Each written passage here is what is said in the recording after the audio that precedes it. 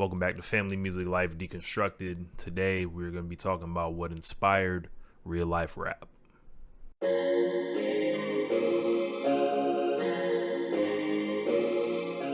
Family Music Life Deconstructed rolls on. We've only got 4 songs left to go. This has been a 2-year journey at least, going through all these songs in painstaking detail. We're talking about what inspired the songs, behind the beat for the songs, and then the lyrical breakdown. So on real life rap, in life, I feel like one of the main parts had to do with me quitting a long-time job I had been like. A lot of people give people points for toughing things out, sticking out, not quitting.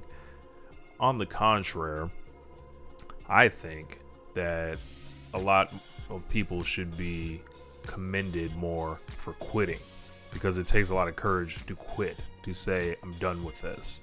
So what inspired real life rap? Real life did. I was extremely frustrated with how I felt at work at the time, and I was gathering the courage to make that leap of faith and quit. My job at the time felt like this safety blanket that I had, and I was afraid to let go, even though my heart wasn't in it. I was attempting to get promoted for several years. I was passed over even though I was more than capable. I was on the finalist list for years, blah, blah, blah. And thinking about it, I worked there from the time that I was 17 years old to the time I was 26. I never wanted to work there. I didn't even fill out my own job application. My mom's boyfriend at the time filled it out for me, and it was like a random thing. When I got the call to come in for the interview, I had no idea what they were talking about. And even though I didn't really want to, I kind of, had to ask my mom, like, did you facilitate this? And, it all kind of, came together like that. I fell into working there my high school senior year, and I just stayed.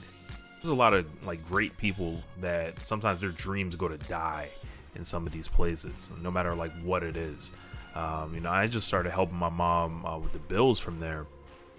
And I was growing up at the job to an extent. I was a young kid and then was in a position of leadership by the time I left, but wasn't all the way there. And I ended up caught in the middle, which is what I think is the worst place to be in life. From there, I wanted to talk about my relationship with my older sister. I got tagged to my older sister from the time I was a kid by my mom. I always admired her, and she used to pick on me quite heavily, which really bothered me as a kid. But looking back at it in hindsight, it helped me develop a thick skin, and I wanted to talk about different points of our relationship, different life experiences, and even moments of tension.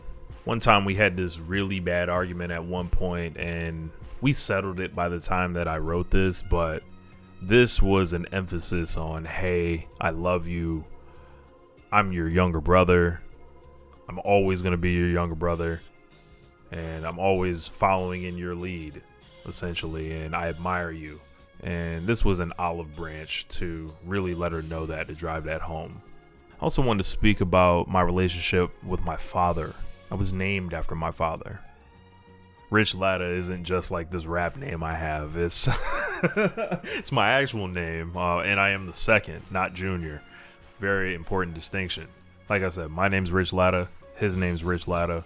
And this is me working up some courage to talk about some things in a song that I never would have done in a normal conversation, either because he wasn't there for me to, or I just didn't have the guts to do it yet.